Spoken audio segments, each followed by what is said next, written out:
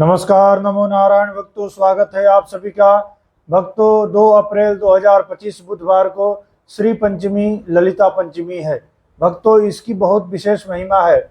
ऐसा कहा गया है, जो कोई पूरे नवरात्रि में व्रत नहीं रखता है वह केवल श्री पंचमी ललिता पंचमी का भी व्रत कर लेता है तो पूरे नवरात्रि भर व्रत करने के बराबर फल मिल जाता है। बहुत विशेष महिमा है श्री पंचमी ललिता पंचमी की। नाम से ही पता चलता है, श्री यानी लक्ष्मी।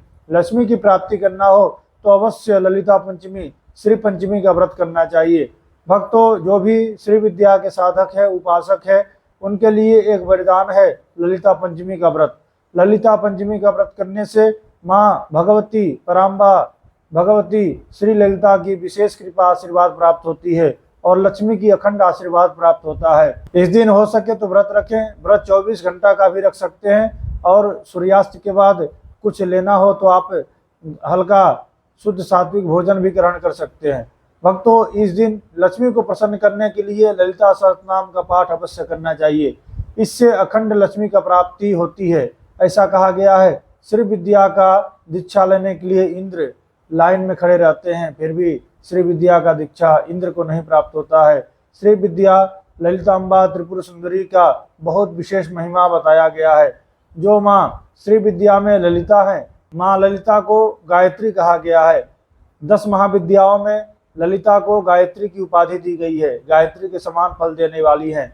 और जो भी श्री विद्या की उपासना करता है, साधना करता है, माँ ललिता की उपासना करता है, उसके जीवन में लग्जरियस लाइफ, सभी प्रकार का वैभव प्राप्त होता है। उसके जीवन में सभी प्रकार का सुख, वैभव, आनंद की प्राप्ति होती है। वह लग्जरियस लाइफ जीता है और अंत में वह भगवती माँ जगदम्बिका यानी श्री विद्या ललिता के त्रिपुर धाम, उनकी अद्भुत धाम की प्राप्ति करता है। बहुत विशेष महिमा है माता ललिता की।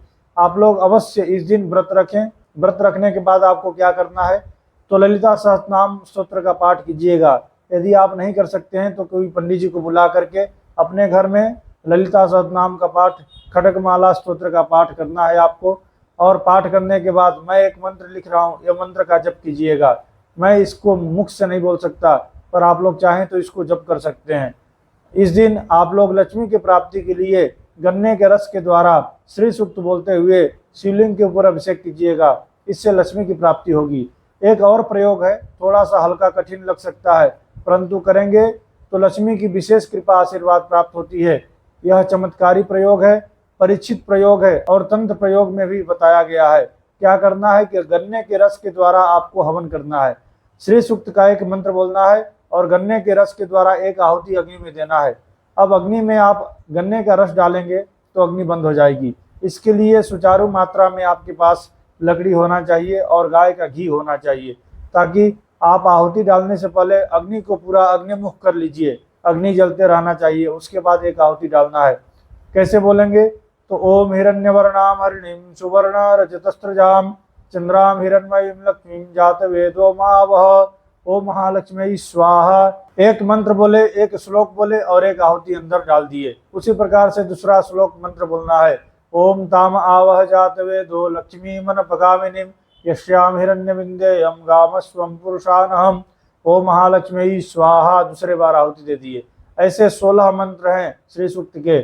16 मंत्रों को बोलते हुए एक एक आहुति आपको अंदर डालनी है। इस दिन श्री सूक्त और कनकधारा स्तोत्र के द्वारा आप शिवलिंग के ऊपर गन्ने के रस से अभिषेक कीजिए अथवा अनार के रस से अभिषेक कीजिए। इससे लक्ष्मी की अखंड और विशेष कृपा आशीर्वाद प्राप्त होता है। इस दिन शिवलिंग पर दही अवश्य चढ़ाइएगा महालक्ष्मी का नाम लेते हुए। इससे लक्ष्मी की विशेष कृपा आशीर्वाद प्राप्त होगी। तो यदि आपके घर में श्री चक्र यानी श्री यंत्र हो तो आप उसका पूजा कीजिएगा। षोडशोपचार पूजन करने के बाद श्री यंत्र के ऊपर जो कंकु वाला चावल होता है, कंकु को भिंगा लीजिए, उसके अंदर चावल डाल करके उसमें मिला लीजिए।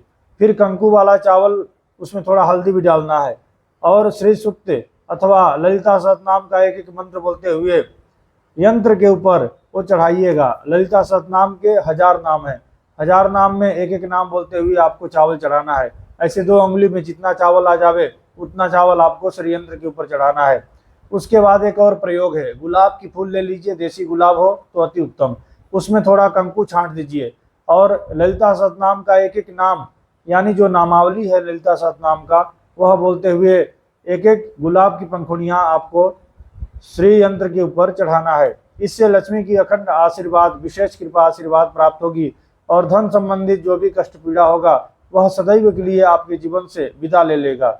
यानी जब ललिता प्रसन्न हो जाएंगी, उनकी कृपा आशीर्वाद प्राप्त हो जाएगी, तो लक्ष्मी का अभाव आपके जीवन में बिल्कुल नहीं रहेगा। तो इस दिन आपको व्रत भी करना है, श्री सूक्त का पाठ करना है, कनकधारा स्तोत्र का पाठ करना है, शिवलिंग के ऊपर अभिषेक करना है, शिवलिंग के ऊपर दही चढ़ाना है। और यदि आपको नहीं आता हो तो ब्राह्मण को बुला करके इस दिन ललिता सहस्त्रनाम का पाठ और खड्गमाला स्तोत्र का पाठ अपने घर में करवाइए, विधिवत पूजन कीजिए।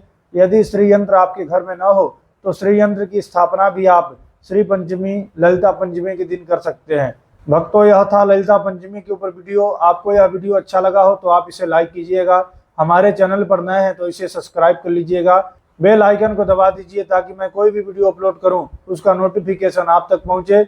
आप सभी को श्री हरि, आप सभी को नमो नारायण। ओम श्री मात्रे नमः।